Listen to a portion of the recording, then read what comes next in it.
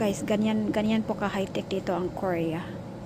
Magkuha ka ng birth certificate, yung mga marriage contract, yung family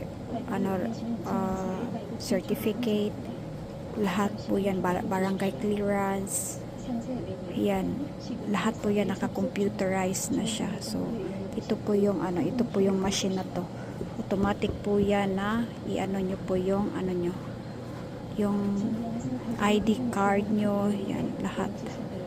Lagay lang kamay.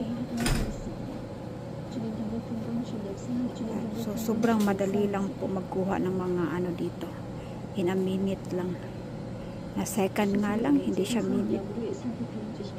So lahat po yan madali lang kuha ng mga mga documents dito sa Korea. Walang ilang araw or pa. So in a minute lang lahat. Tapos free po yan. Yan, free.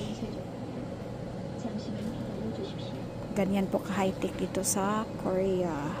Lahat madalian lang po dito lahat. Yan. Maglabas na po yung dokumento mo. Mana? Ayun man na.